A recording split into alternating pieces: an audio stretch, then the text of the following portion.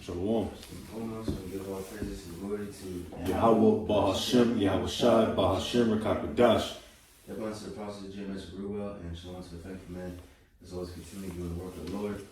Alright, so Lord willing, once again, James comes to Ohio for our Sunday class. Continuing on the Bible series. Now we in the book of Ezekiel. Okay, so now we're gonna go into the article, and it's gonna pretty much be an overview of the whole book. But before that, let me see. I'm gonna read this real quick. Alright, because before Ezekiel's lamentation, then Jeremiah. So I just want to read this real quick. Let me see, because I was typing how far apart was Jeremiah and Ezekiel. They was pretty much prophesying at the same time, but Jeremiah prophesied a little bit before him. It says Ezekiel was a younger contemporary who began his ministry roughly 35 years after Jeremiah, with the active period overlapping between 593 BC and 586 BC. Alright, it says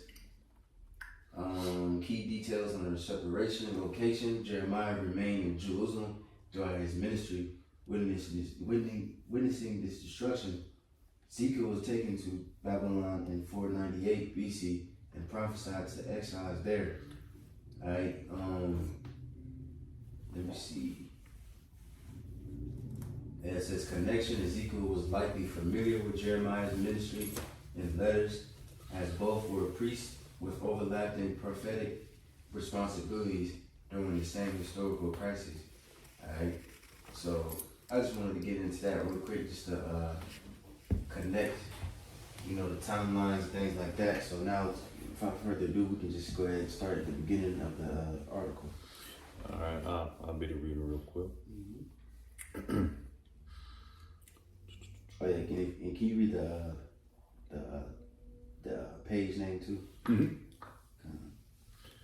So I got this out of BibleProject.com, and hold on, let me see. All right, so BibleProject.com, the book of Ezekiel. It says Ezekiel was a priest. I'll read Old Testament overviews of Ezekiel 1 to 33. Ezekiel was a priest who had been living in Jerusalem during the first Babylonian attack on the city. You can read 2 Kings 24, 8 to 17. Yep, and matter of fact, can you get that? Just to, we already brought it out, but, just to refresh your mind. I got you. Okay. 2 Kings 24, starting at 8. We'll go A and P. It said Jehoiakim was 18 years old when he became king, and he reigned only 3 months in Jerusalem. His mother's name was Nahashta, daughter of Elathan of Jerusalem. He did evil in the sight of Yahweh in accordance with everything that his father had done. At that time, the servants of Nebuchadnezzar, king of Babylon, went up to Jerusalem, and the city came under siege. Nebuchadnezzar, king of Babylon, came to the city while his servants were besieging it. Jehoiakim, king of Judah, surrendered to the king of Babylon. He and his mother and his servants and his captains and his palace officials. So the king of Babylon took him prisoner in the 8th year of his own reign. He carried out of there Jerusalem all the treasures of the house temple of Yahweh and the treasures of the house palace of the king, and cut in pieces all the articles of gold in the temple of Yahweh which Solomon king of Israel had made, just as Yahweh had said. Verse 14, it says, he led away into exile all Jerusalem, and all the captains and all the brave men, 10,000 captives, and all the craftsmen and the smiths. None remained except the poorest people of the land. Right, see what I'm saying? So, let me see. We can stop there, but yeah, just going into, the besieging of Jerusalem, you know what I'm saying? And, the people got took to captivity You know, only the poorest of the land stayed. And Jeremiah, you know, he was one of those men that stayed. You know what I'm saying? Because they gave him a choice whether he want to stay or not, and he chose to stay amongst the people. But Ezekiel took him. You know what I'm saying? Daniel, so on and so forth. You know, but we can go back to the article. And just for reference, that was during the second besieging. Mm-hmm. You know, at that time, dealing with Jehoiakim, because you had the first one with Jehoiakim, his father, in 605 BC, and you know, throughout, you know what I'm saying, up until 597 BC, which was the second. You had the last one in 587 BC when they completely, you know, just you know, pretty much annihilated, you know what I'm saying, the land, so on and so forth, destroyed the temple, broke the walls, things of that nature. Back at the article, it says the city itself was spared, but the king of Babylon took a first wave of Israelite prisoners into exile. Ezekiel was among them. The book begins 5 years after these traumatic events, and we find Ezekiel sitting on the bank of an irrigation canal near his Israelite refugee camp.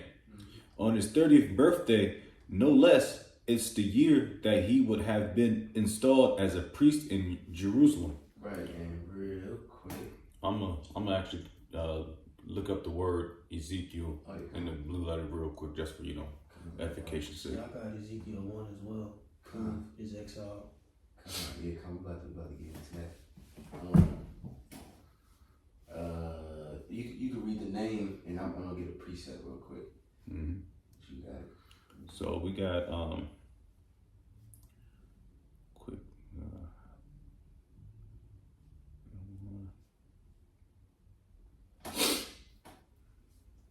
Slocky. Well, why you getting that? Can somebody get Numbers 4 and 3? Well, you start at 2. Because it says, what did he say? He said, let me go back. Damn, where's my thing at? Alright, it says he's about to be a priest, you know what I'm saying, at the age of 30. You know what I'm saying? And just to prove that real quick, you know, priests, they become, what's it called, at the age of 30. Right? Levites, yeah. Become priests, yeah. Right. There you got it. Yes. So I got the word out of the blue letter. Of course, it's be Yiddish, but it would be pretty much considered Yahakazal, as in the Most High strengthens. All right. So that's pretty much the name of Ezekiel in the Hebrew. Mm-hmm. Somebody got that? Oh, you see the numbers? I got you. Numbers 4. I'll just start at the top real quick. It says, and Yahweh spake unto Moses and unto Aaron, saying, take the sum of the sons of Kohath from among the sons of Levi after their families by the house of their fathers, from 30 years old and upward, even until 50 years old, all that enter into the host to do the work in the tabernacle of the congregation. Right, and there's other scriptures on that too, but you know we can stop there. But also look at that word, or not the word, but the word that's like the number 30. It goes into maturity. You know what I'm saying? That's why you become, you know, a priest, and you know, what it say, begin to do the work of the tabernacle of the congregation. You know what I'm saying? Just to prove that real quick. But other than that, we can go back to the article. All right. So back at the article out of BibleProject.com, it says the big idea. Well, matter of fact. You can skip that. Yeah, I can skip that. Yeah. Ezekiel. How you pronounce Jake's name? And Ezekiel's name? Yahazakal. It was, you know, it might be a little off. It's Yahazak. Okay. You got it. Ezekiel 1 and 11. And you can just read that head, and then we can just read Ezekiel 1. All right. It says Ezekiel 1 to 11. This is commissioning sign acts in the Most High's departure from the temple. And jumping to Ezekiel real quick. Right, it's a lot because, right, it's Yahazak, because strengthens, or strength means is Kazak. So it would be, you know, Yahweh strengthens. or Yahweh power strengthens. Got you. Yeah. I mean, yeah. Cause I didn't want to read in like the Yiddish. I was trying to piece it together. Cause I heard that name before in Hebrew. Yeah, just for the edification of the camp. Yahchazak Allah. All right, so I got Ezekiel chapter 1 at the top. Now it came to pass in the 30th year, in the 4th month, in the 5th day of the month, as I was among the captives by the river of Chebar, that the heavens were open, and I saw visions of the Most High. In the 5th day of the month, which was the 5th year of King Jehoiakim's captivity, the word of the Lord Yahweh came expressly unto Ezekiel, the priest, the son of Buzai, in the land of the Chaldeans by the river Chebar. And the hand of the Lord Yahweh was there upon him. And I looked, behold, a whirlwind came out on the north, a great cloud, and a fire enfolding itself. Right, in other words, a chariot. And even what's that damn History Channel? I believe they even go into that. Like I think it's called I forgot what the channel or the show is called, but I think it's like Ancient Aliens or some bullshit. But they would use Ezekiel 1 to prove the existence of the so-called UFOs. But that's pretty much what he's seen. But you got it. And a brightness was about it, and out of the midst thereof, as the color of amber, out of the midst of the fire, also out of the midst thereof came like likeness of 4 living creatures, and this was their appearance. They had the likeness of a man, which is the angels, right? Because we know that the angels they drive those chariots, all right? But you got it. Was that Psalms? I think was it 104? I believe it says the angels of the Lord with the clouds. If somebody know what I'm talking about. You got it. It's verse 6, and every one had 4 faces, and every one had 4 wings, and their feet were straight feet, and the sole of their feet was like the sole of a calf's foot, and they sparkled like the color of burnished brass. Ooh-wee. Right. Come on, man. Brass, so that shows you, what color is brass? Brown. Mm-hmm. You know what I'm saying? But was that Revelation 1 when they described Yahweh? Yep. I was about to just say that, yeah, because that's how you prove, and you also prove through this precept, because Yahweh is in control of the angels, so to speak. Yeah. And I think it says the same thing in the book of Daniel too. It says that I forgot who it was describing. I think it was describing the Most High when it said the skin was brass or something like that. Yeah, Daniel's. Yeah, I know where it is, but I can't think right now. It says, their wings would join one to another.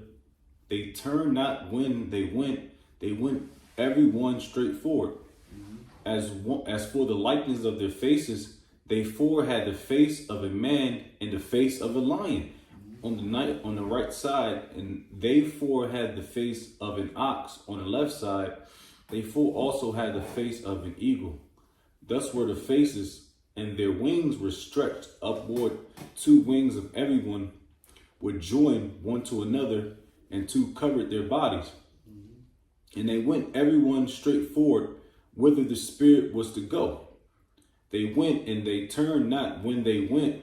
As for the likeness of the living creatures, their appearances was like burning coals of fire, and like the appearance of lamps. Right, so that's what you see, like a lot of these different shows and movies with superpowers. They burning on fire, things like that. They all got that from the scriptures, like that order. You know what I'm saying? Like Naruto, Chakra. Yeah. Or like Dragon Ball. Yep. Or kind of like the Might guy. He charged up. Yeah. They all got that aura around him and shit. What's that new term niggas be saying nowadays?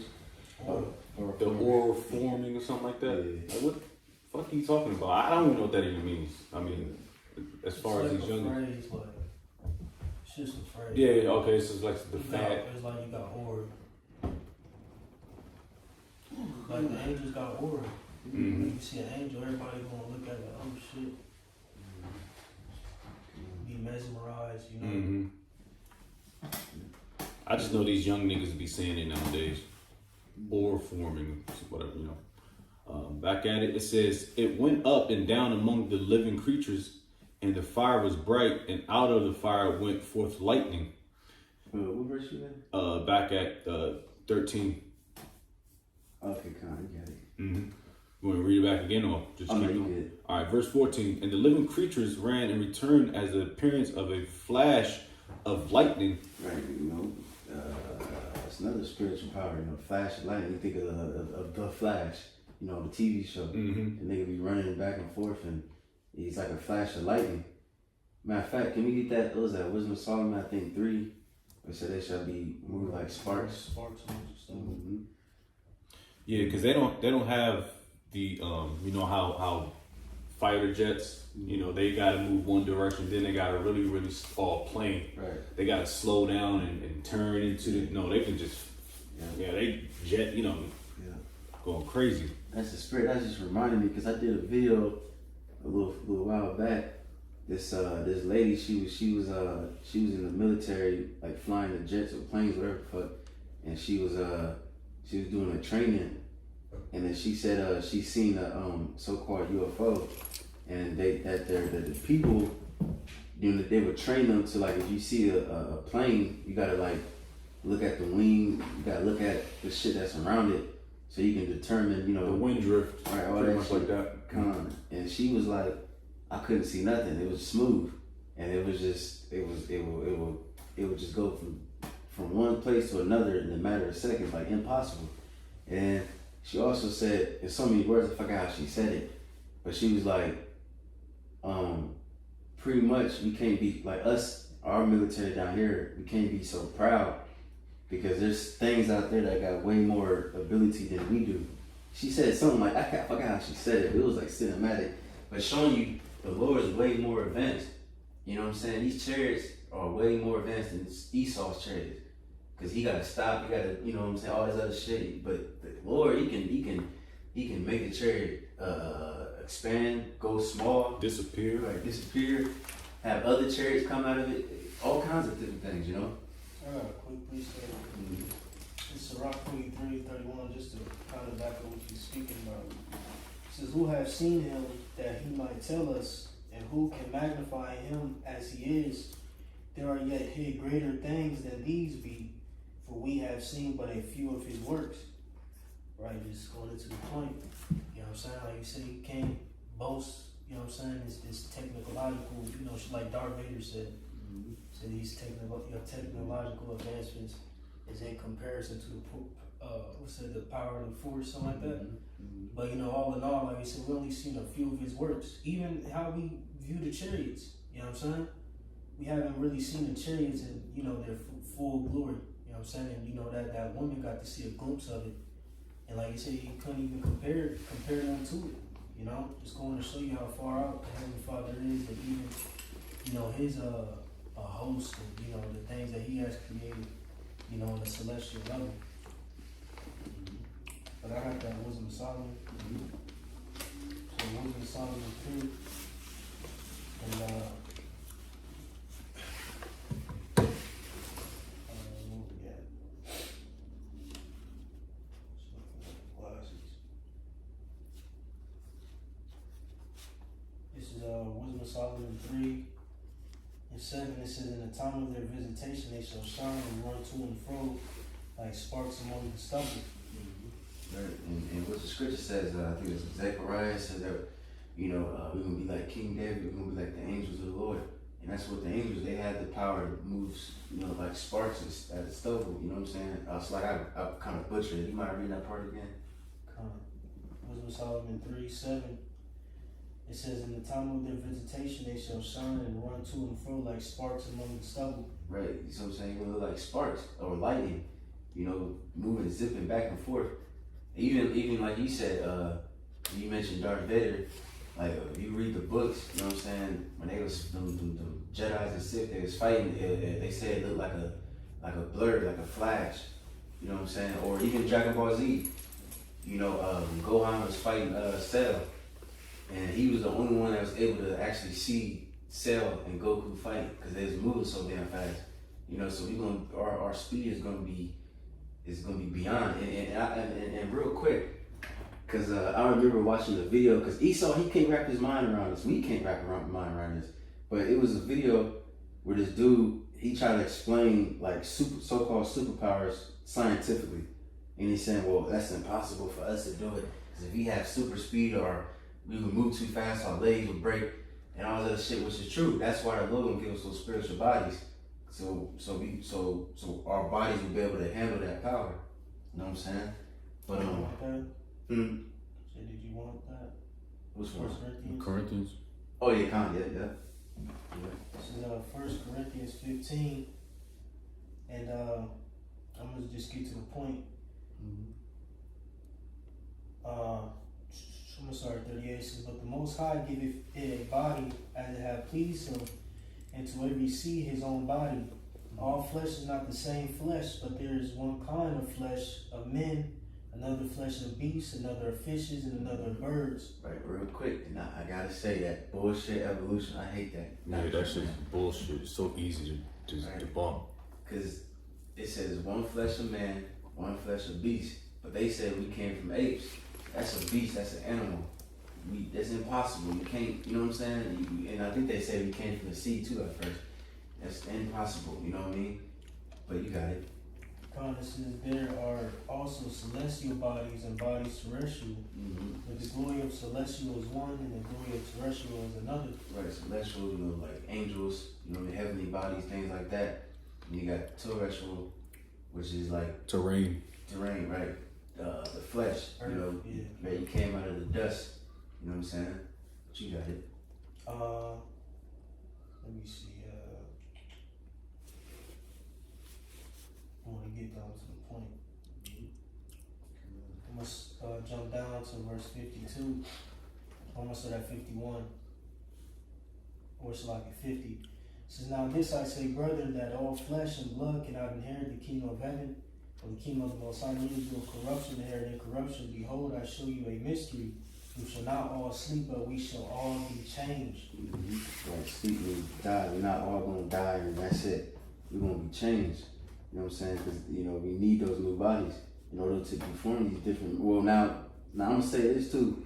Now the Lord, because He is gonna give us spiritual powers, and we are gonna be able to do these different things, even in this body. You know what I'm saying? But it's not gonna be like that forever. You know what I mean? The Lord got to fully transition us. Different You know what I'm glories. saying? Right, glory to glory. You know. But is there more? Verse 52 says, in a moment, in the twinkling of an eye, at the last trump, for the trumpet shall sound, and the dead shall be raised incorruptible, and we shall be changed. Right, even brothers that pass, you know what I'm saying? They gonna rise first. You know, with the chariots, you know what I'm saying? Starting with Yahushua and the rest of the angels. You know. One more. It says, for this corruptible must put on incorruption, and this mortal must put on immortality. Right, mortal, because mortal goes into death. That's what this body is, nothing but death. You know, you got expiration date. You know, whenever that day comes. But the immortal, you know, goes into living forever. You know, and that's what the angels, they live forever. You can't destroy them, you can't hurt them, you can't, none of that. You know what I'm saying? And even so, like even the bodies we have, because we're gonna have like a body that's like both in a sense, because we're gonna be able to procreate. You know what I'm saying? So even the glory that we're gonna, it's gonna be a whole different type of, you know, glory. You know what I'm saying? A whole different body. Like, you know, a fusion between both celestial and terrestrial. You know what I'm saying? It's going, because the angels can't mate. You know what I'm saying? Those who are purely celestial bodies. You know what I'm saying? We're gonna, you know, in a roundabout way, inherit both of them. You know what I'm saying? It's gonna be insane, man. That's why the story about Mary about getting impregnated by an angel, that's a completely nonsense. You go back to that Ezekiel 1, can you read down to 18? And then after you read down to 18, can you skip down to 20? Let me see, so I can hold on. You can skip to 24, but you got it. Alright, where is that? Back at 14. And the living creatures returned as the appearance of a flash of lightning. Now as I beheld the living creatures, behold, one wheel upon the earth by the living creatures with the four faces. The appearances of the wheels and their work was like unto the color of beryl, and they four had one likeness. And so like real quick, I know beryl, there's multiple colors for that. So I know like one I think is like yellow, and so a little willing. But that'd be a good thing to do though, like when brothers read, look up obviously like name places, names, and also these different stones and different things like that, so you can have an image in your head, but you got it. And their appearance and their work was as it were a wheel in the middle of a wheel. Mm-hmm.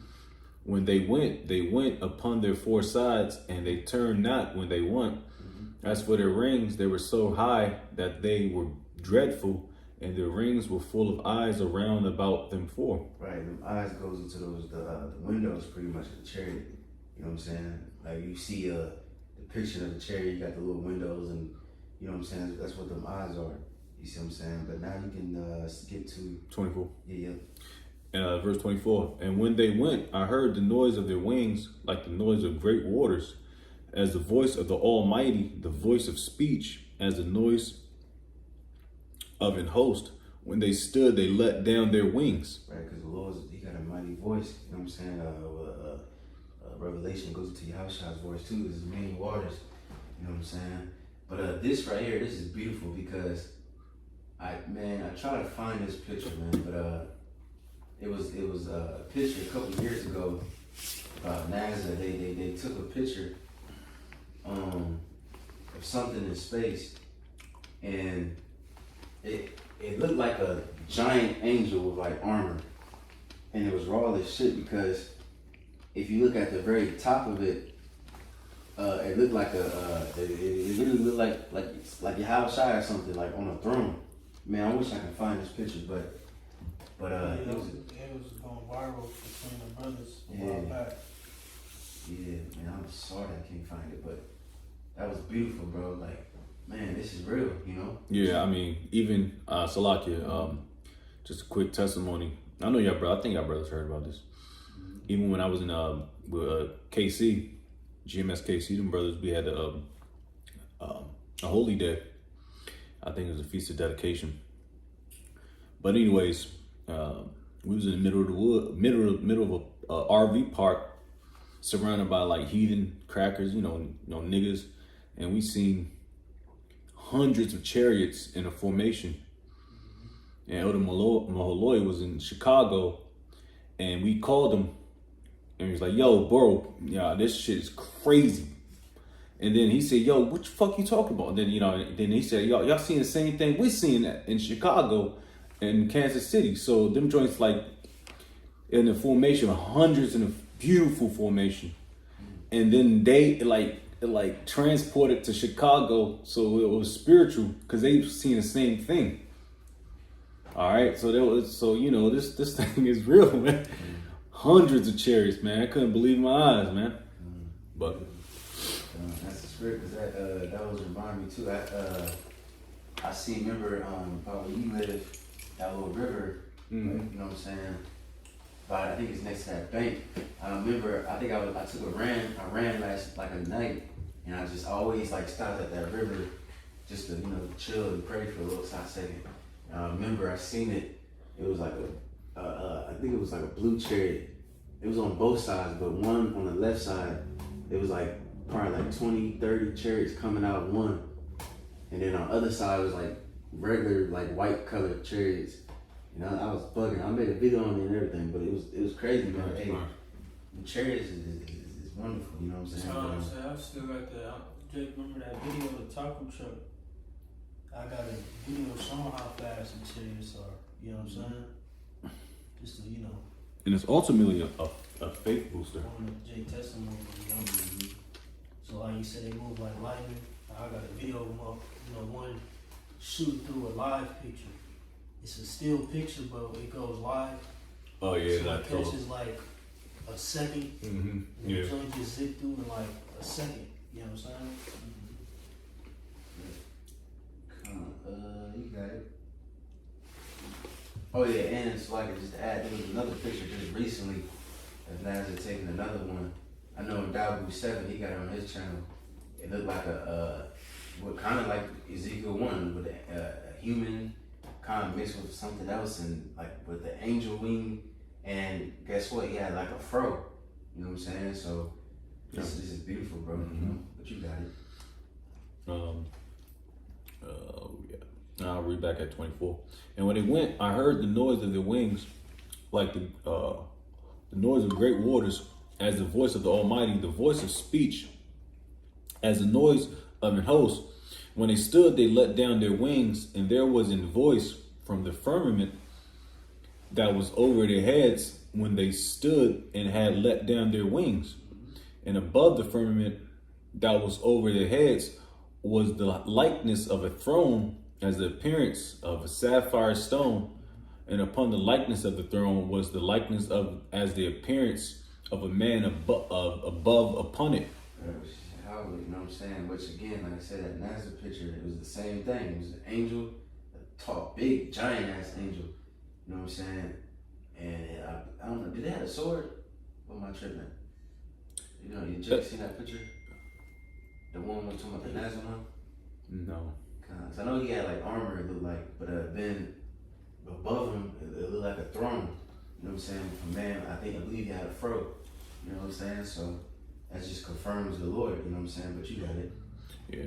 And I saw as the color of amber, as the appearance of fire round about within it, from the appearance of his loins even upward, and from the appearance of his loins even downward, I saw as it were the appearance of fire, and it had a brightness around about, as the appearance of the bow that is in the cloud in the day of rain, so was the appearance of the brightness round about. This was the appearance of the likeness of the glory of the Lord Yahweh. And when I saw it, I fell upon my face, and I heard a voice of one that spake. Right, and real quick, let's just read Ezekiel 2 to like 1 to like let me see.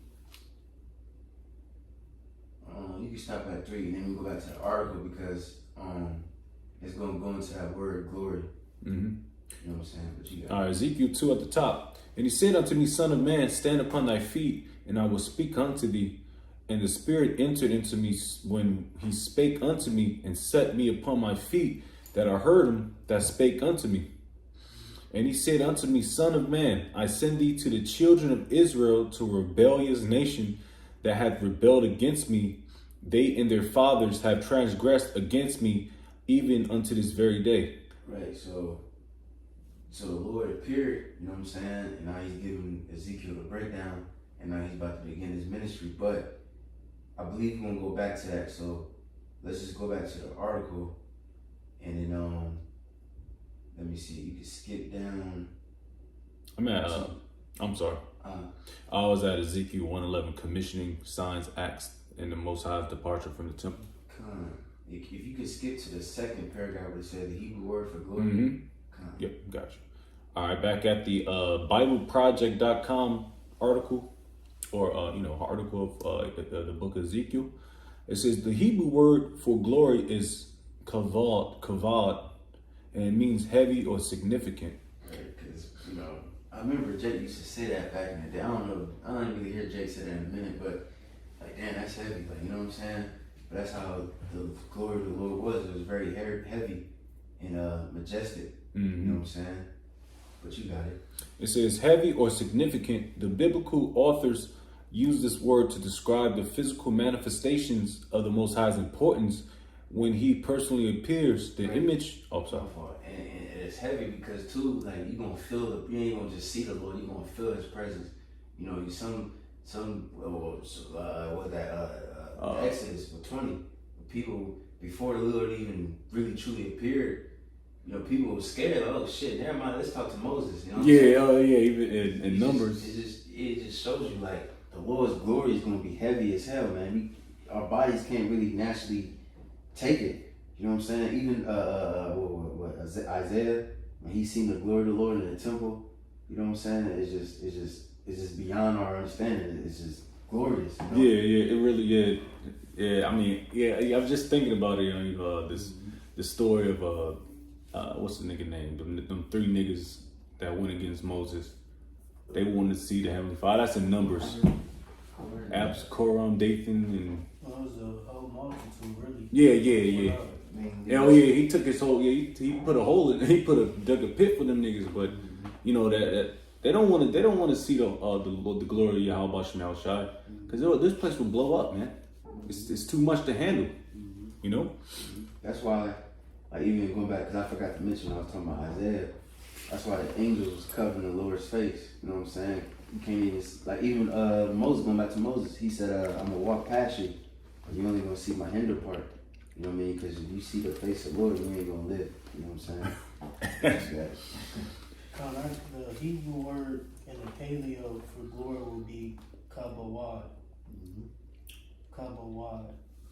B-O-B. Beautiful. Is there anything you want to read in there? A definition? I'm going to go to the strong. It says properly weight, but only figuratively in a good sense. You said weight? Oh, right. Yeah. So it's like weight is heavy. Right. Yeah. You know what I'm saying? It says properly weight, but only figuratively in a good sense. Splendor or copiousness, glory, honor. So like you said, his presence, his weight is like you said, you don't feel it. Yeah. Feel, you know what I'm saying? Like you said, figuratively in a good sense. When you feel someone's presence, the presence of the Lord is heavy, it's weighty, you know. Come on. Real quick, let me I'm gonna read this real quick. You got more? That's pretty much it. I'm gonna read this real quick. Psalms 104:1. Bless Yahweh, O my soul, O Yahweh my God, thou art very great. Thou art clothed with honor and majesty. You know what I'm saying? Because like the brother was saying, these people or farming and things like that. The Most High, he's the ultimate order. You know what I'm saying? He's clothed with honor and majesty, who covers thyself with light as with a garment, who stretcheth out the heavens like a curtain, who layeth the beams of his chambers in the waters, who maketh the clouds his chariot, who walketh upon the wings of the wind. Going back to those chariots, you know what I'm saying? What the scriptures, I think it's, can somebody get that? I think it's Nahum. Yeah, Nahum 1, where it says that the Lord, the clouds and the dust of his feet. It says, verse 4, who maketh his angels spirits, his ministers a flaming fire. Let me see. I can stop there. Nahum 1. And Yahweh is slow to anger and great in power, and will not at all quit the wicked. Yahweh have his way in the whirlwind, and the cloud is like in the storm, and the clouds are the dust of his feet. Right, see what I'm saying? So Most High is slow to anger and great in power. You know what I'm saying? Not all quit the wicked. He ain't gonna let the wicked get away. It also says Yahweh have his way in the whirlwind and the storm, and the clouds are the dust of his feet. You know, speaking of those chariots, you know what I'm saying? Was that we can get more, but we can stop there. Was that Psalms 18? It says he rode upon a cherubim. He said that he did fly. You know what I'm saying? So on and so forth. We can go on for days, but we just go back to the article real quick.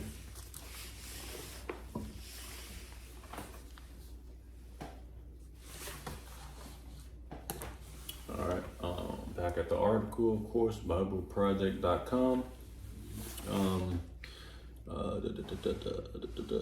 Yep, I'll just get back to it on the top. The Hebrew word for glory is kabawad, and it means heavy or significant. The biblical authors use this word to describe the physical manifestations of the Most High's importance. When he personally appears, the images in the vision are similar to when the Most High appeared on Mount Sinai in Exodus 19 and 24, as well as when his presence came over the Ark of the Covenant in Exodus the 25th chapter. And that's actually the most shocking thing about Ezekiel's vision. The Most High's glorious presence is supposed to be dwelling in the Jerusalem temple or Jerusalem temple. What is the Most High's glory doing in Babylon? This question, which have been obvious to any ancient Israelite, is what the first section of the book of Ezekiel sets out to answer. Yeah, which of course, you know, the Most High dwells everywhere. He's the way the scripture says he filled the heaven and the earth. You know what I'm saying? He can't dwell in human, what's that, Acts, I believe it said he can't dwell in a place that's made by human hands. Mm-hmm. You know what I mean? Mm-hmm. But you got it. It says, the Most High first speaks to Ezekiel from atop the throne chariot and commissions him as a prophet.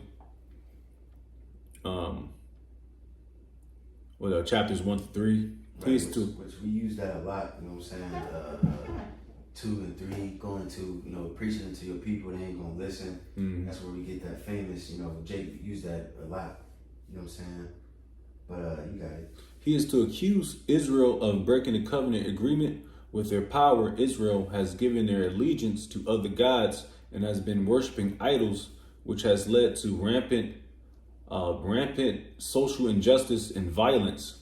In response to all this, the Most High has appointed Ezekiel to warn Israel that the first Babylonian attack on Jerusalem will be matched by a second, except this time the city and its temple will be totally destroyed. In chapters 4 to 5, we see how Ezekiel gets his message across with his words and by performing sign acts, a form of ancient street theater. Real quick, and that's what the Lord do a lot. He used a lot of similitudes, you know what I'm saying? And we can just give one example. We don't gotta give every single example because he did it a few times. Let's just get Ezekiel 4 and 1.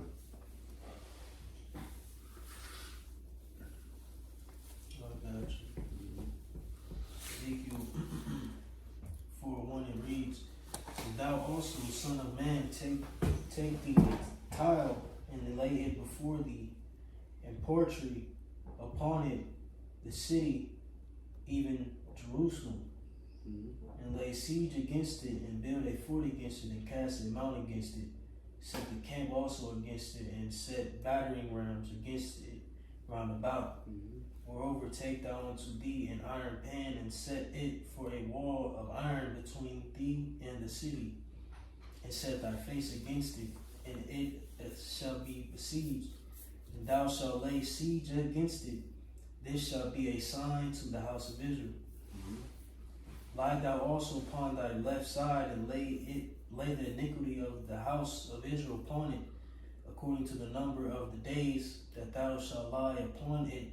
Thou shalt bear their iniquity, for I have laid upon thee the years of their iniquity, according to the number of the days, 390 days. So shalt thou bear the iniquity of the house of Israel. And when thou hast accomplished them, lie again on thy right side. Thou shalt bear the iniquity of the house of Judah 40 days.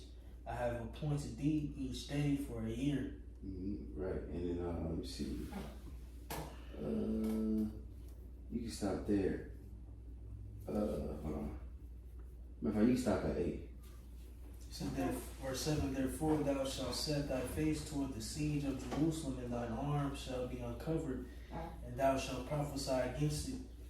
And behold, I will lay bands upon thee, and thou shalt not turn thee from one side to another, till thou hast ended the days of thy siege." Right, you can stop there. Just showing, the Lord used similitudes and had him out there, showing the siege of Israel and Judah, Then also, after that, he made them pretty much eat cow dung, And he did other examples too, just showing because he ate cow dung because he said he's going to eat the defiled food amongst the Gentiles. The Lord does that. He makes a prophet do example just to forecast pretty much what's about to happen. But we can go back to the article.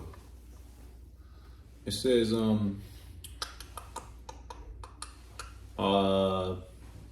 in chapters 4 to 5, we see how Ezekiel gets his message across with his words and by performing sign acts, a form of ancient street theater. Ezekiel would publicly behave in strange, bizarre ways that acted as parables of his prophetic message. He was called to build a tiny model of Jerusalem and enact the coming Babylonian attack.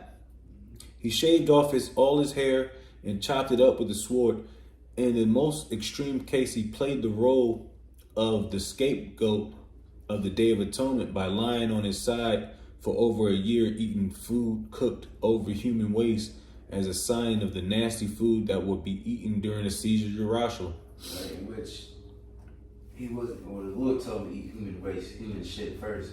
And he was like, I ain't never did that. Then it's like I said, he said, or eat cows. You know what I'm saying? So he ended up eating the cow shit. You know what I mean? But you got it. This is perhaps the most disheartening thing of all, however, is the bad news that the Most High gave Ezekiel. No one was going to listen to his message. Israel Israel would reject him because of the rebellious and hard hearts. Ezekiel chapter 2:4, Ezekiel 3:7. We get those precepts all the time. Just recall. Oh, yeah, on time. 45, 46. But you got it. But yeah, that's nothing new to us, man. These niggas ain't gonna listen. That's why the scripture says you're gonna prophesy to the wind. But you got it. Mm-hmm. This recalls Moses' description of Israel after the wilderness rebellions and his prediction with that Israel would eventually end up in exile, Deuteronomy 30th chapter. Ezekiel had the unfortunate privilege of seeing Moses' warning becoming grim reality. After his commission, a dismayed Ezekiel began to perform his task. After about a year, he has another vision in which he is taken on a virtual tour of the temple to see what's happening. There is that his absence, chapters 8 to 11. I'll make one point. Mm-hmm. So dealing with the dome, believe he baked it. He baked with the dome. He didn't literally eat it. Okay. Like if when you read verse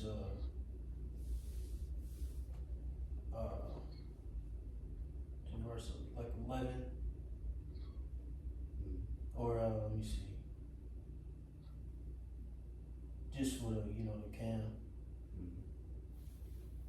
because first he told him to use a human feces, and it was a cow, but he just baked it with it, like as a fuel, so it probably had that like aftertaste type of situations. Yeah, verses 12, Ezekiel 4:12. Then you read down. I just wanted to make that point. And it's not good. In the outer court in front of the temple stands a large idol statue. He sees the elders of Israel worshiping other gods, both outside and inside the temple. And he also sees women worshiping the Babylonian god Tammuz. Finally, he sees the Most High's glorious throne chariot move out of the most holy space and leave the temple and head east towards Babylon. Now, real quick, just for the time's sake, Lord willing, brothers can read that account on their own. But can we get what's done in the dark should be revealed in the light? Because pretty much the Lord showed them the wickedness that niggas was doing behind closed doors. You know what I'm saying? And I think a brother said that too in the video, elder brother, something like that.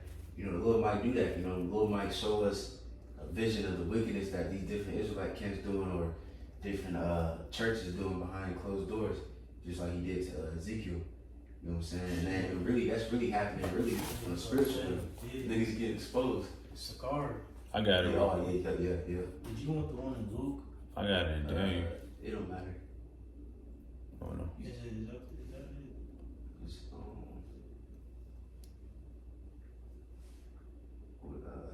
let me see. No, that's not it.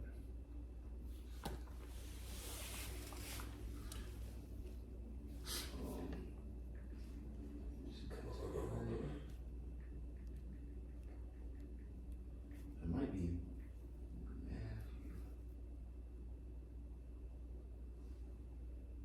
Okay, so The one in Luke, right? Luke 8. Yeah, that might be it. What did that say? Luke 8 and 17 says, "For nothing is secret that shall not be made manifest." This Luke 8:17 it reads, "For nothing is secret that shall not be made manifest, neither anything hid that shall not be known and come abroad." Right, that's exactly what's happening on all levels.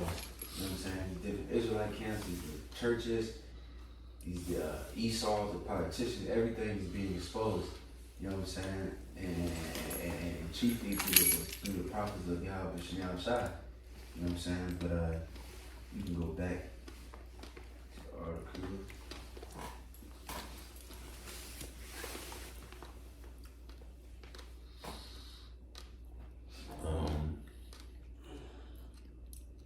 Let me see where I'm at. All right, back at it. The article, of course, BibleProject.com.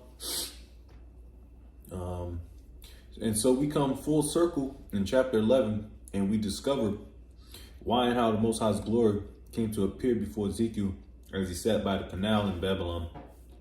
Israel's idolatry and covenant violations became so blatant and offensive that the Most High decided to leave his own temple. The Israelites had driven their power away, and he gives the city and temple over to destruction. Yet the Most High has not abandoned his people. Rather, he goes into exile with them.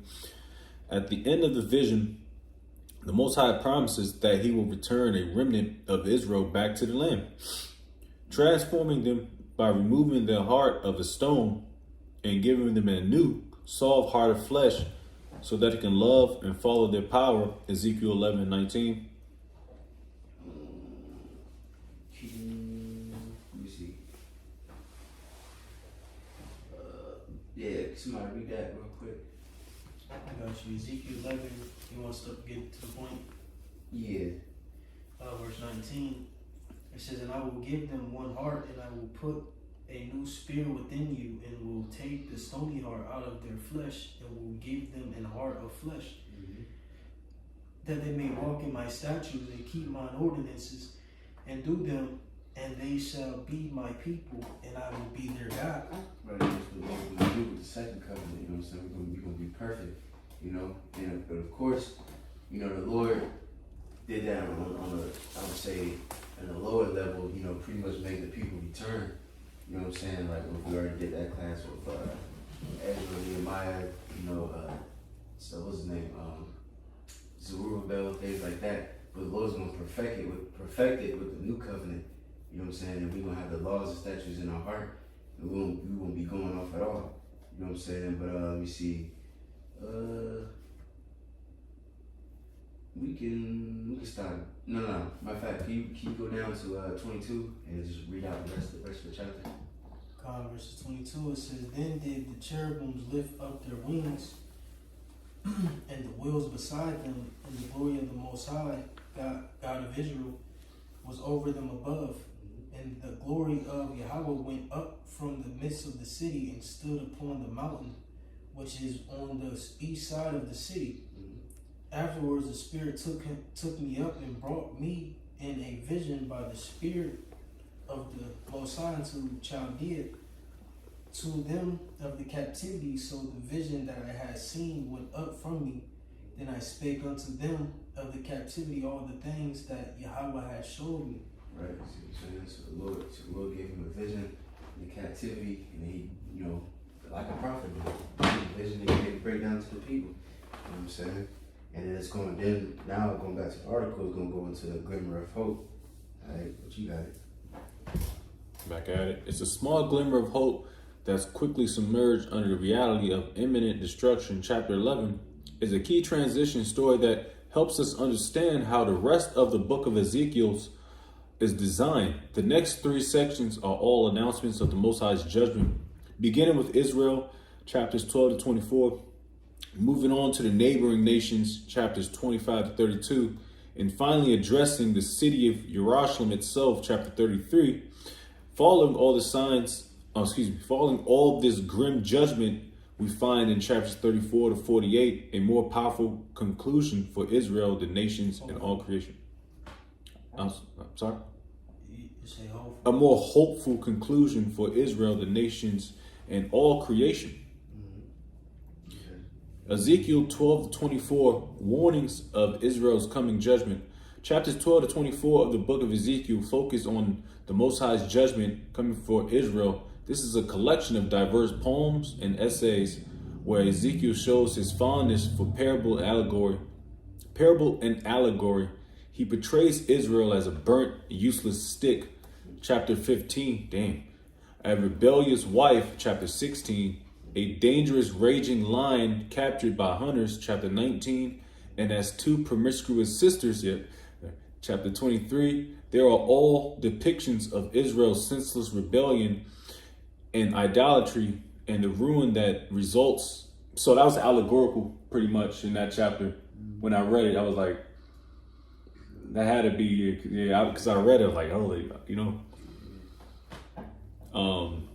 Where I'm at. Ezekiel asked that lawyer. Yeah, I got it. These are all depictions of Israel's senseless rebellion and idolatry and the ruin that results in chapters 14, 18, and 20. Ezekiel also acts as a lawyer, arguing the case that Jerusalem destruction is truly deserved after centuries of covenant violation. He argues that even if right, because the Lord gave us the covenant. Like, look, if you obey, you know what I'm saying, I'm gonna keep you here. You're gonna be living good. You know what I'm saying. But if you disobey, I'm gonna scatter you. You know what I'm saying. I'm gonna put these curses on you. You know, I'm gonna whoop your ass pretty much. You know, and so hey, we disobeyed. So the Lord is just fulfilling the part of the agreement. You know what I'm saying. But it's good though because the Lord, He's also merciful. He's gonna make another covenant because the first one, it was nothing wrong with the first covenant. Ain't nothing wrong with the law. It's just that there's something wrong with us. Yeah, it's like Esau. He's not merciful.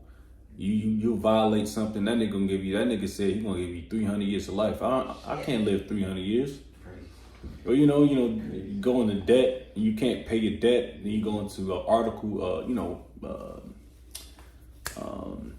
Whatever the word is, I forget the term, but yeah, you got to go into a bankruptcy and shit, and then you got to start your life all over. Yep. And you can't do nothing about it because you got to eat here. That nigga's a dick, man. Pause. Back at it. All right. He argues that even if the most righteous people in the world, like Noah, Daniel, and Job, were alive and praying for mercy on Israel, the Most High wouldn't accept their prayers. It's far too late. Well, which can we get? Was that Jeremiah? I think 15. Let me see. Yeah, can you get Jeremiah 15 and 1? Jeremiah, you said 15 and 1? Mm-hmm. Jeremiah 15:1 it reads, it says, then said Yahweh unto me, though Moses and Samuel stood before me, yet my mind could not be toward this people. Cast them out of my sight and let them go forth. Right, see? So nothing can stop the judgment on 2/3 Israel. Not Moses, not Samuel, anybody that try to plead. That's why he told Jeremiah, don't lift up a cry for these people because I'm not going to hear it. You know what I'm saying? These judgments must needs be. All right. Let me stop there. Let me go back to the.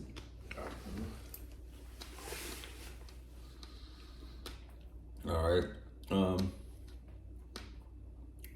Back at it. It says, like Noah, Daniel, and Job were alive and praying for mercy on Israel, the Most High wouldn't accept their prayers. It's far too late. The Most High's goodness actually demands that He bring justice on His generation of Israel. The exile has become inevitable as they reach the point of no return. Ezekiel 25-33, judgment of the nations and the destruction of Jerusalem. Next, Ezekiel focuses on the nations immediately around Israel, like Ammon, Moab, Edom, and Philistine, or the Philistines, chapter 25, as well as the two most powerful states in the region, Egypt and Tyre, chapters 26-32. Israel has allied with these nations and adopted their gods and idols. More specifically, God accuses the kings of Tyre and Egypt of arrogantly viewing themselves as gods, defining right and wrong on their terms. He holds these kings accountable for their pride and announces that He will use Babylon to bring them down. They will face the Most High's judgment along with everyone else. Right, which they ultimately did, because we already brought it out in we was going into the book of Jeremiah.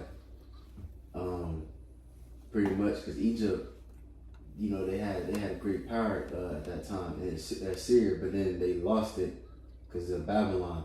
Then they became a superpower. You know what I'm saying? And then pretty much, well, keep going back, way back to, what king was that? Was it Ahaz? When, with the situation with Syria and Israel, and then Israel was still a nation and shit, they tried to take over Judah, and then the Lord had, them destroyed, fucked up. And then so pretty much Assyria and Egypt, they try to pretty much get their power. Egypt, Salaki, they try to go to Assyria for help. And then the Babylon destroyed them. And then when they destroyed them and defeated them, they lost their power in that region, all in that Levant region, which included, Judah and shit. You know what I'm saying? So then, of course, like I said, then Babylon became a superpower. All right, but you got it.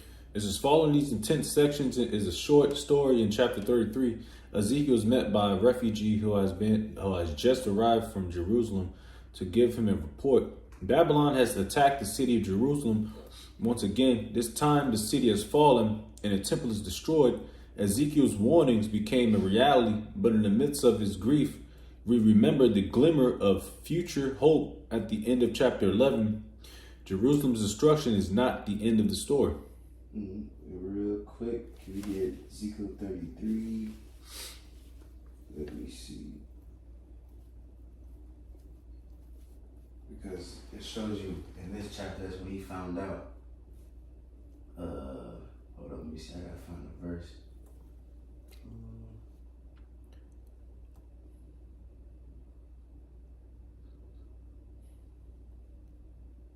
Let me see.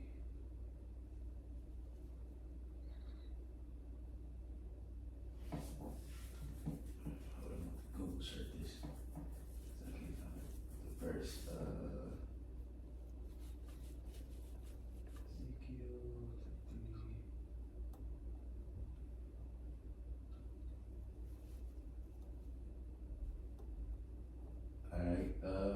Ezekiel 33 and 21.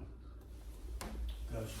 Ezekiel 33, 21 says, and it came to pass in the 12th year of our captivity, in the 10th month, in the 5th day of the month, that one that had escaped out of Jerusalem came unto me, saying, the city is smitten.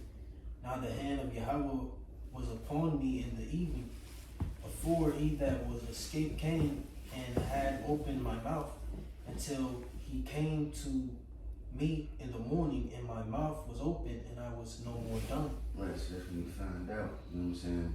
We said the city is smitten, and now all those prophecies came to pass.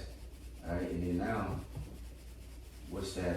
If you go down, let me see. Can you read 33, verse 33? Verse 33 reads, and when this cometh to pass, lo, it will come, then shall they know that a prophet hath been among them. Right, and that's same thing gonna happen today. People don't see everything that the words of the Lord has spoken. Or at this time, Jeremiah and Ezekiel, it came to pass. So the same things today. We say these things gonna destroy America and so on and so forth. These people gonna realize that a prophet has been among them. You know what I'm saying? But let me see. We can go back. I believe we got. Let me see. We might skip around a little bit, but you got it.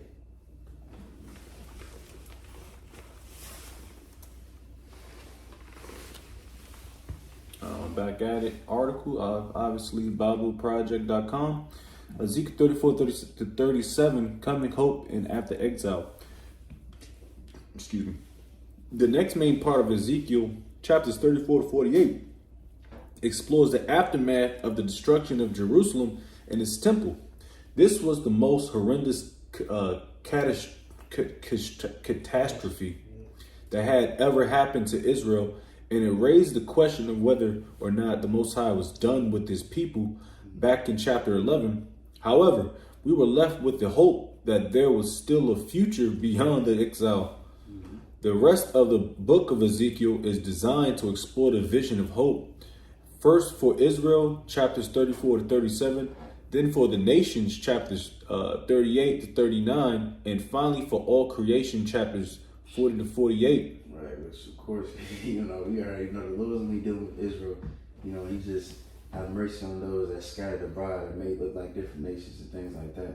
You know what I'm saying? The Lord ain't dealing with these different nations. But in the kingdom of heaven, after the 1,000 years, these different nations are going to be blessed through us. That doesn't mean that they're going to have the blessing and spiritual powers in the kingdom just like us. No. You know, they just gonna live a better life. You know what I'm saying? But you got it. Because if I may make mention, every last Israelite wasn't in Jerusalem at the time. You know? Right. You got it. Yeah, the northern tribe was scattered. Right. The Most High promises Israel that he will raise up a new King David, a future messianic king who will be the kind of leader that Israel always needed but never had. Chapter 34. The new Israel that will come under this king's reign will be transformed. Right, which King David will rule again. You know, you don't see that in the land of Israel right now. Where's your King David? Yeah. You know what I'm saying? Donald Trump. Right. You know, but you got it. It says. I think some of them niggas over there don't even believe in the Messiah. Yeah. So you don't got no Messiah and you don't got no King David. Nigga smack. Right. Smack. But you got it.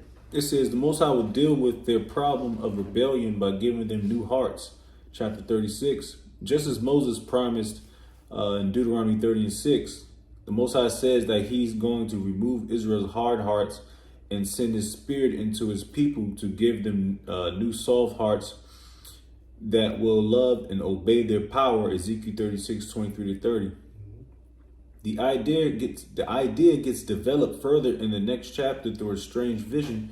Chapter 37. Yep. Ezekiel sees a huge valley filled with dried human bones and skeletons. The Most High tells him, can we get that congregation of the dead, remaining congregation of the dead? Because the dry bones represents the dead state that Jake is in. You know what I'm saying? But you know, we get our skin and our bones and all that things back to life. That's pretty much us getting the truth. Then it goes into the tribe of not tribe, but the nation of Israel and Judah be on one stick. So that goes back to the nation of Israel coming back together. You know, but you got it. God, and at that point, it hadn't happened yet at all up until this. but to this point right now, Point. They were already separated, you know, prior. Well, you know, in the midst of this happening. Yeah. So when did this happen? Like you said, concerning the small hats over there, when did that happen? When did the two sticks come together and be one? yeah, because they a lot call. of the niggas don't even know what tribe they in. They don't even claim tribes. Just I'm Jewish. I'm a Jew. Yeah, nigga, That's shut up. only the southern tribes. You know, a derogatory term put on the southern tribes at that time. What about Manasseh, Asher, Naphtali, you know, Gad, Reuben? You know what I'm saying? You know what I'm saying? So if you ever want to cut a small axle, what tribe you from? Oh, I'm just a Jew. That's easy. That explains that they don't. And so many. It's countless examples to cut a little small hat. Even a small hat on the crown of his head is a cut. You know. I don't see them niggas out there prophesying, man. Right.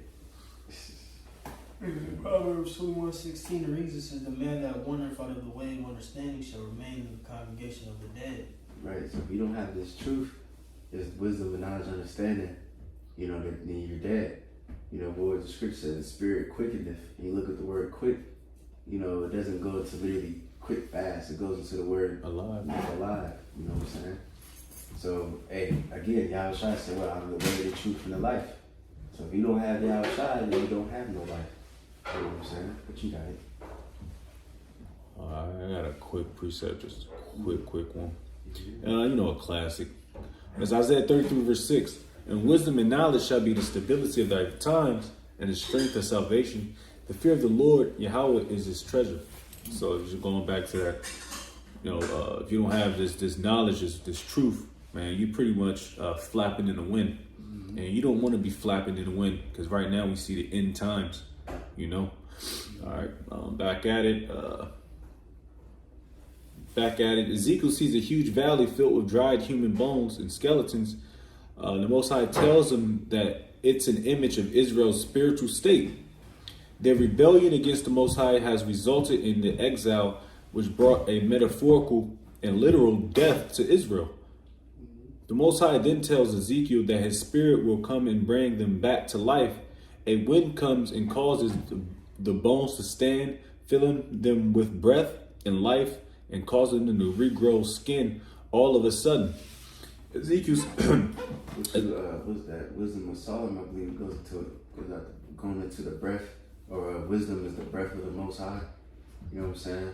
That's how Adam, he received the breath, because he was already literally alive, but the Lord gave him that breath, which is that wisdom, you know what I'm saying? Mm-hmm. The spirit, just like us.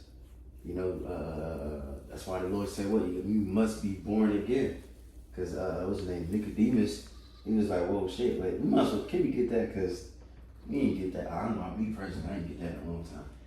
But I think it's John 3.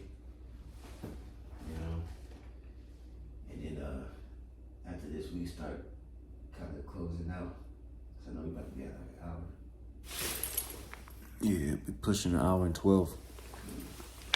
John 3:1, it says, there was a man of the Pharisees named Nicodemus, a ruler of the Jews. The same came to Yahushua by night and said unto him, Rabbi, we know that thou art a teacher come from the Most High, for no man can do these miracles that thou doest except the Most High be with him. Right, and just real quick, every single Pharisee wasn't wicked. You know what I'm saying? There was some that believed, but obviously Nicodemus is one. But you got it. Verse 3 says, Yahushua answered and said unto him, Verily, verily, I say unto thee, except a man be born again, he cannot see the kingdom of the Most High. Mm-hmm. Nicodemus saith unto him, How can a man be born when he is old? Can he enter the second time into his mother's womb and be born? So he was thinking currently, you know what I'm saying, that Yahushua was giving a breakdown. Verses 5, it says, Yahushua answered, Verily, verily, I say unto thee, except a man be born of water and of the Spirit, he cannot enter into the kingdom of the Most High. Right, so you can be born again, you know what I'm saying? Yeah, that's the true life, because people think when you come out of your mother, or I would say your father first and then go come out your mother, that's the beginning of life. The real beginning of life is being born with what? Water and of the Spirit. You know what I'm saying? But let me see, we can stop there, we go back to the article. Ezekiel sees all these new humans standing before him. This vision recalls the story about the creation of humanity from Genesis 2, in which the Most High made humans from dirt and divine breath. Israel and all humanity have rebelled, resulting in death. So the only hope left is that the Most High will perform an act of new creation and remake humans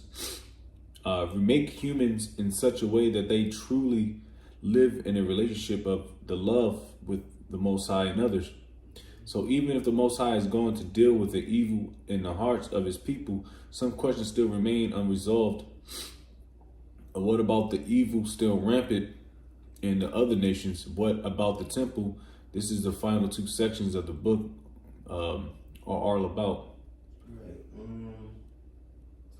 Now it goes into God and may God. Let me see. I might just summarize myself just quicker because Jake already we've been to it a million times, but just real quick, you know what I'm saying. That's what's going on right now. You see, because it mentioned Persia, it mentioned God and may God, Russia. You know what I'm saying? There's going to be a guardian to them. And you see, I believe Russia and China just made a deal with Iran. Pretty much, I forgot what it was. I think they were saying they're going to pretty much defend if there's going to be a ground invasion and stuff like that. So this just shows you. And then also it mentioned Turkey too. You know what I'm saying? It's going to be on their side. And that's what you see. Because right now, Turkey technically is on America and NATO and all that shit. They're on their side. But America is turning all his allies against them. So that shows you that the Bible prophecy is going to be Fulfilled. Right, it's going to be fulfilled. It's going to stand.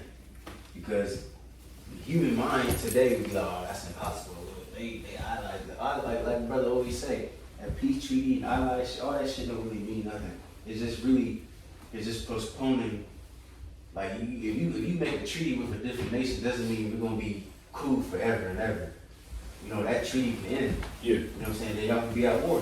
You know what I'm saying? They really do. Them trees, they don't last forever. They have like an expiration date on those trees. Mm-hmm. And that's what's about to happen per Revelation 17th chapter. Yep. That just reminded me, I think Russia and America had a treaty about their nukes. Yeah. I think about making it so much, and then that shit just ended. Mm-hmm. Like I think like last year or something like that. Mm-hmm. You know, but you can skip to the last part. All right. Back at the article. So the last actual paragraph. What Ezekiel 40, 48 vision? 40 to 48. Yeah.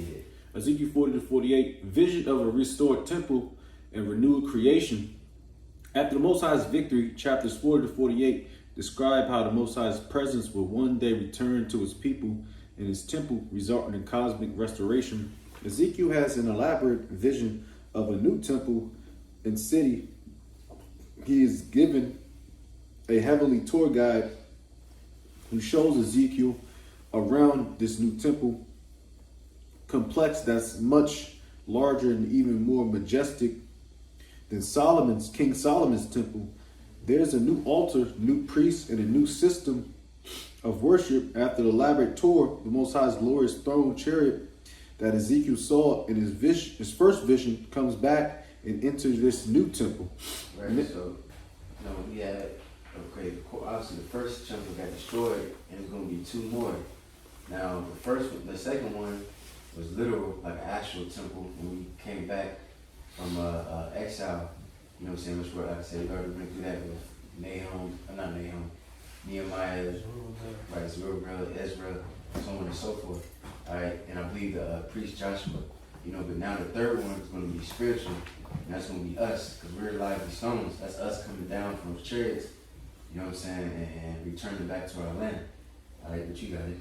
So now the meaning of these visions has been a source of debate for a long time. Some Jewish and Christian readers believe that this vision will be fulfilled literally one day, and that these chapters offer the actual blueprints of the new temple to be built when the Messiah returns and brings the Most High's kingdom. Many other Jewish and you got a lot of so-called who's thinking that they about to build a third temple. Yeah. Sacrificing red heifer and shit. But nah, that's gonna come to naught. You know what I'm saying?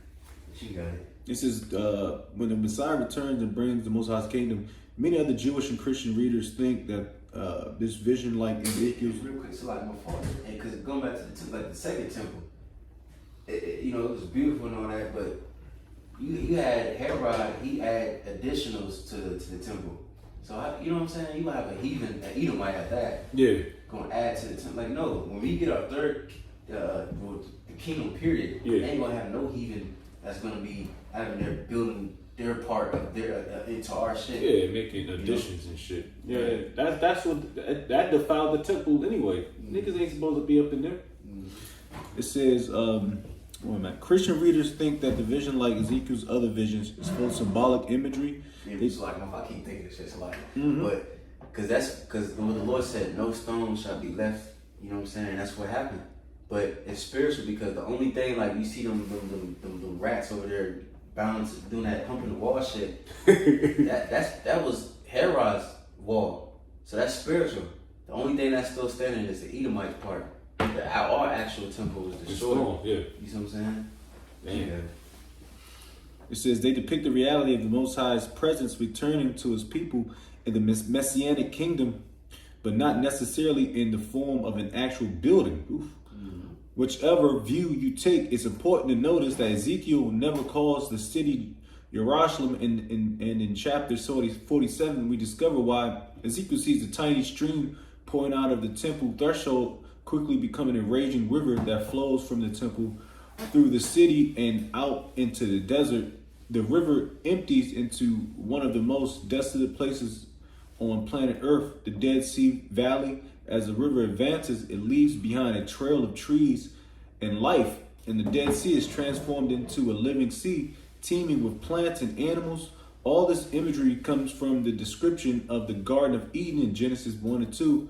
And we can see just how cosmic Ezekiel's vision is. The Most High's plan has always been to restore all humanity and creation to his life-giving presence, exemplified in the name of this garden city. The Lord is there. Ezekiel 48 and 35. It was the scripture said, "Lord will beautify the place of his footstool."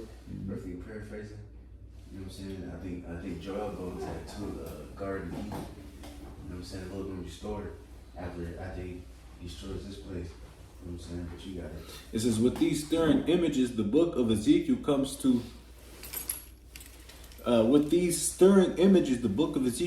a close. Out of the darkness of Israel and all humanity's evil emerges a future full of hope. There will be new humans and a new world animated by the Most High's life-giving spirit and living in a world permeated with the Most High's love and justice. This is the profound hope of the prophet Ezekiel. Yes, sir. You know, kingdom of heaven, you know.